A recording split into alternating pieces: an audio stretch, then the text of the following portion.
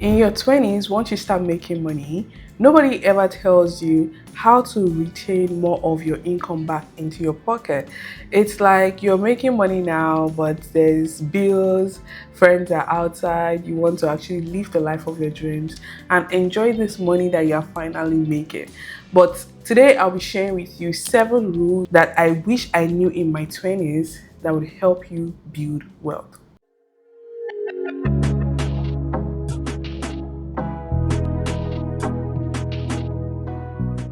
Hey there, welcome back to the channel. My name is Bisola WhizQueen. I teach you ways to make, save, and grow your money. Today we are talking about managing your finances, especially in your 20s. This is part of our Finance in Your 20s series. If you haven't seen the other parts, I highly recommend you go check those episodes out. They cover different segments of finances in your 20s. And today we are going into those 7 rules that I wish I knew when I was in my 20s to help you start building wealth, get ahead of the call. You know, when you're in your 20s now, you're making money, you have all these big goals and things that you want to spend money on, but how can you actually stay ahead, not fall into those lifestyle inflation, or I should say peer pressure that might come from people around you or even your friends? Because these are some things that if someone had told me back then, I definitely would be ahead of my finances now. Not to say I did bad, but I want you to be way ahead as your big sister in her 30s. Rule number 1, your income needs a plan, because guess what? Your money would always find somewhere to go. So you need to give it an actual direction.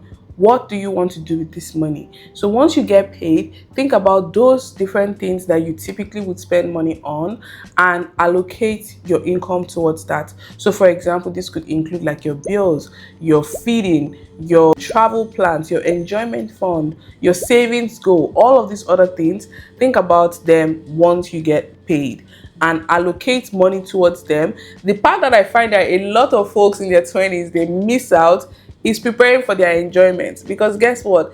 If you are not thinking about maybe topping up your beauty supplies, your makeup, your maybe hair products or perfumes, all of those things that you truly enjoy spending money on, if you don't plan for them ahead, when the end of the month is approaching or once that month starts, you realize that you're not taking money from your actual savings to fulfill those needs. Meanwhile, you could have planned and prepared ahead for it. So it's very important for you to make plans towards where you want that money to go into. For me, I realized this when I started my business, because when I was in my early 20s, I was making money from my job, which is my 9 to 5, as well as from my business. So I had to be intentional about saying, you know what, money coming from my 9 to 5, I'm putting that towards my everyday lifestyle spend and everything else, even my monthly expenses, bills and whatnot. Then the money coming from my business was planned towards like my savings goal, future plans, and actually growing the business. So you can also have something similar if you have multiple income streams, or if you have just one income stream, set aside a separate amount. You can either do percentage format where you're saying 50% of my income, maybe I'll spend it on my monthly expenses, 30% of my income I can spend towards like my want, and maybe 20% of my income can go towards my savings. Or you can deliver, like set an amount. This is one thing I find that works for most people in their 20s from my conversation with them. It feels like they just want to have a certain amount of money that they're saying, you know what, I'm saving $200 every month. And once I say $200 every month, whatever I have left, I can spend it on all of my goals. That is, or whatever it is that I desire. That is fine as well, as long as you're planning for your future, which is you setting aside some money, which could be in form of savings or in form of investment. But the core rules still remain, which is making sure that your income has a plan. Your money has somewhere to go to. Rule number 2, this one, even me, I was a victim of it. Lifestyle inflation is quiet. It is something you would not really notice, but will start to creep up a little bit. If you've never heard of lifestyle inflation, this is essentially when your income starts to grow as you're making more money. Somehow you feel the need to start to elevate your lifestyle to match up with the new things that you like, that you want to spend money on. For example, for me, I remember when I started to make more money and I got like a new big girl job that was paying me more money than what I was earning before. The next thing I wanted to do was to get a new apartment. I moved to a new place, and as at that time, it wasn't long after my car got stolen, so I wanted to buy a new car as well, and all of those things. I'm so glad that I'm very financially aware because I did the numbers. I wanted to actually get a Tesla, but I did the numbers, and it made me realize that, you know what, you cannot afford this right now. In as much as I could pay the down payment, and based on my income at the time, I could actually sustain. But I didn't want a situation where I was getting trapped into a lifestyle that, what if I lose that job? I might not be able to afford anymore. And this is something I find a lot of people in their 20s get into, where you start to spend more money based on the income that you now earn. And sometimes it looks harmless because it just looks natural, like, oh, if I'm making more money, I mean, I should be living a better and a more quality life now. 100% agree. However, I now took a different approach to it later on once I became more aware. And this was, for example, if I get bonus at work or I increase my salary, I'll prioritize setting aside more money into my investment, into my savings, into my retirement fund. I'll prioritize doing that, but I'll also reward myself a little bit. So most of my rewards could look like maybe going to a spa, buying myself a gift, taking a trip. So it's like something within a shorter container bucket or a smaller expense amount than something long-term and continuous, if that makes sense. So instead of maybe buying a new car where I would have to consistently increase my bi-weekly payment for the car, or renting a new high-rise condo where my rent would increase, instead I'll just do something that maybe I buy myself a new bag or a new purse, or take myself on a trip that I know is just a one-time expense, than increasing my recurring expense, if that makes sense. I've seen people who, because they had 1-2 jobs going on at the same time concurrently, they went to go and buy a house, they moved to a bigger apartment, and now their cost of living is higher. Then if they lose one of those said jobs, or maybe they are no longer able to keep both at the same time, then they are no longer able to sustain that lifestyle because their cost of living is higher than from one income stream now. So it's like they have to work extra hours, work on the weekends, slave for money because they want to be able to meet up with that lifestyle. So this is something that you need to be very, very mindful of. I'm saying this passionately because it's something that I have been a victim of, and I've seen many people being a victim of it. And the solution that I did was, if I were to even ever increase my expense, it has to be like one-time increase, but not recurring, until I'm now actually fully able to say I've saved up in other areas and for other financial goals before I would ever increase my recurring expense. Ever since that one time, I've not moved out of my apartment because I really want to keep my cost of living low. I hope that makes sense. This is just your reminder that your cost of living or your lifestyle should not increase at every time your income increases. Take note. Rule number 3 is knowing that savings and investing are not the same thing. Not a lot of people know this. It is very important for you to save. I would never dispute that. You need to have savings. You need to have money that you can fall back on if anything happens. You need to have money for your emergencies. You need to have money saved up for other goals that you might have. For example, you want to buy a car, right? You want to buy a new laptop. You want to rent your first apartment. All of those things, yes, you need to save up money for it.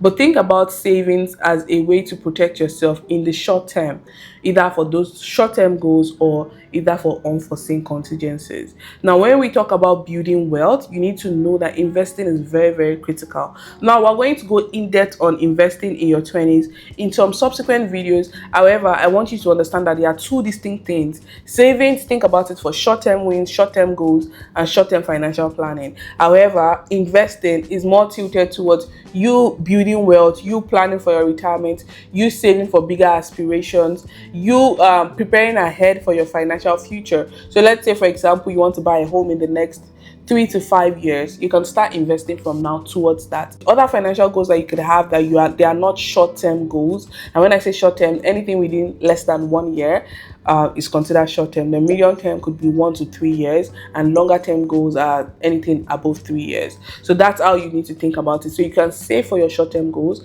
but for your long and medium term goals, you should actually be investing, because saving would never help you beat inflation. It just helps you maintain status quo. It just helps you stay okay. But if you invest the money, that is one way for you to actually grow, build wealth, and beat inflation. If you don't know what inflation is, it's essentially you seeing that the money that you have made or the money you have saved is not enough to cover for that expense that you're going to be incurring. So for example, if you have $1,000, and typically your $1,000 that you have saved up so hard, you plan to use it for something, only for 2 months, maybe your initial plan was to get your first apartment and you would need $1,000 for your first and last month's rent or whatever. Then 2 years from now, that $1,000 is no longer enough because cost of living has gone up and it looks like you now need $1,500. So what has happened is inflation has eaten up that $1,000, and the only way for you to stay ahead of inflation and truly beat it is if you had invested that $1,000 during that 2-year period to potentially grow it up to 1,500, so that you can now have enough money to reach that same goal that you have planned. I hope this makes sense. Again, my intention here is not to make you feel stressed about starting to invest by all means. It's just to make you aware that you should only be saving money for your short-term goals, and for your longer-term goals, you should be investing the money. But again, we're going to go into further details about investing to help you learn and how to get started. Rule number 4, debt can delay your freedom. This is something that a lot of folks in their 20s these days, I'm finding, even from TikTok videos, a lot of girlies are getting into credit card debts, buy now, pay later, all of these things that is accumulating and compounding their debt because they want to be able to live a certain kind of lifestyle. If you're not super mindful about it, in your early 20s especially, that is like the trap and the time frame where you would start to see these things with desire and say, oh yeah, maybe I should try out using my credit card to pay for something that you know you can't afford right now. I'll pay it off slowly. Listen up, you need to know that this would delay your financial freedom. This would delay your wealth building. It would hold you back. So you need to be extra mindful of it. Not a lot of people even understand how to read their credit card statement. When you read your credit card statement, if you don't know how to read it, in fact, let me know in the comments or in the chat below so I can see how I can maybe make a video to help you truly understand how to read your credit card statement and when to pay, the rules that surround it. Because I've seen a lot of people who are not even aware that they are meant to be paying their full balance. No. So you should be paying off the full amount that you use on your credit card on monthly basis. If you don't pay it off, you're going to be accumulating interest. If you don't pay it on time, you're also going to be accumulating interest. The only time you should be ever considering using buy now, pay later services is for essentials only. And for the most part, what I see folks using that buy now, pay later for, it's not really essentials. You see them using it to shop online, buy clothing, buy stuff. These things are not essentials. You probably already have a nicer outfit that you can wear. You probably already have the makeup that you can use. There's no reason why you're using buy now, pay later, Affirm, Klarna, Afterpay, all of these things for things that are not essential. Please be very mindful of it. And if you ever have to take any form of loan, either student loan, car loan, whatever kind of loan, be very sure that the loan you're taking, you understand the terms, the interest rate, the minimum payment, the payment duration. All of those things add up. If you're not making sure to read the payment terms, this could come bite you in the ass in the future. I've seen someone who got a student loan that is high interest and they had no idea it was high interest. They thought it was just a regular student loan that they were getting, but they were not getting it from a typical bank or government. They were getting it from a private lender, and it sounded like a typical student loan, but they didn't realize the interest rate was significantly high. It was as high as the interest you're paying on credit cards. If you ever find yourself in a situation where you already have debt as someone in your 20s, then you want to prioritize paying off those high interest debt first. And as you pay those ones off, this is typically credit cards. Once you pay those ones off, you can start to go down the line and pay those ones that are also higher. Any interest rate above 7% APR is considered to be high interest. Rule number 5 is to learn to increase your income early. A lot of us, once you get your first income or your first job, it looks like, yes, this is really good, I'm happy and I'm steady here. That is great, that is fantastic. But continuously seek ways to improve yourself so you can potentially increase your income. This could look like acquiring even more skills or upskilling in your career profession, or learning different side hustle or trades that can actually help you increase your income. So for example, let's say you graduated college or uni or school as an accountant. See ways that you can get a professional certification for you to become a CPA so that you can easily climb up in your career chain or career ladder and earn more money. So seek all of those things. If you are desiring that, yeah, I graduated as an accountant, but this is not a profession I want to do long term, start to explore other things that you can possibly do, because again, these things might cost you money, it might cost you more time. And the earlier you start to think about, increasing your income, the better for you, so that you can plan ahead, save up, and truly give yourself the time and grace to truly grow and progress in your career. And at the same time, beyond just in your career path, you can also seek ways to increase your income by other means, either by having like side hustles, learning additional skills, having different trades and whatnot. Rule number 6, do not copy someone else's lifestyle. This kind of ties to rule number 2, which is the lifestyle inflation creep.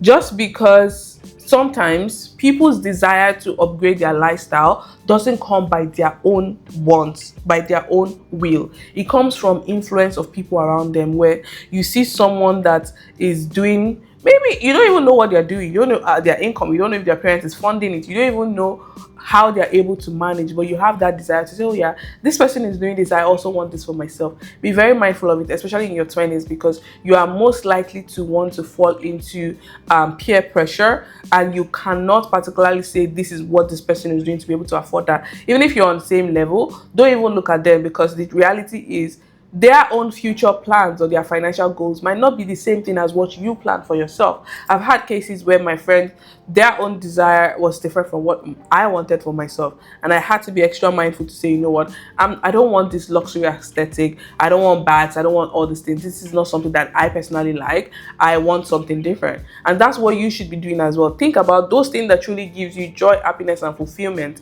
If person A or person B or your friends are spending money on those things that you don't really care about, there's no reason for you to fall for them to get it, because it doesn't particularly add to your own life. Rule number 7, which I've also touched on a little bit, is enjoyment should be part of the plan. Listen, your 20s is that part of your life where you're figuring out a lot of things. You're exploring with your hobbies, you're growing as a person, you're learning what you like. You might not even know what you want to spend your money on as a person that gives you joy yet. However, you are okay. It's okay for you to explore, which is why you need to make enjoyment as part of the plan. For me, I would always set aside $200 every month for miscellaneous. That $200, if I cannot explain it, I cannot account for it, that is fine. I don't need to figure out where this money is going to. So for you, you could also do something similar, where you're setting aside some money for whatever it is that you like. If you already know it, great. If you don't know it, just make sure that you have some money set aside for this thing. And one other thing that I did is also, because I love to travel, so in my 20s I had a separate account for saving money for travel. So if that's something that you like, you can also save money aside for it. But if it's something else, it's like beauty, if it's like fashion, I know a girl that loves to shop. She loves to do all this, comparing outfits from this place and this place, Fashion Nova and Shein, doing all of those pairing. So what I told her to do then was, since you already know that you like shopping, how about you see if you can, partner with those brands, which means you need to start taking your content creation seriously. B, save money aside for it. So if you know that every month you want to do a shopping haul or fashion haul, all of those things that you want to, you love to, explore and dress up.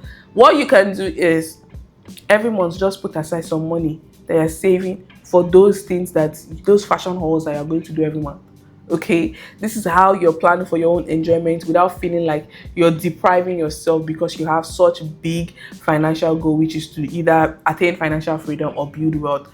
Like I've said, all of these 7 rules are there to guide you. They are not there to restrict you. These are rules that I wish I knew in my 20s. I wish I knew them early on. I wish someone told me to be very mindful of these things so that I don't fall into them or make such mistakes. I hope this makes sense for you and is landing, and you know exactly what to pick and how to go from here to apply this rule. I hope this video helps you. If you found it valuable, please be sure to give it a thumbs up, leave a comment below, let me know what other money rules that helped you in your 20s or that is currently helping you so that others can learn from you. I would go ahead and also leave my personal finance guide below in the chat. It's completely free for you to download. If you're a beginner, this would really help you think about different areas of your finances, your budget, your savings, your investment, and every other thing that will help guide you so that you're staying ahead of your finances. I hope you found this video valuable. I'll see you in the next one.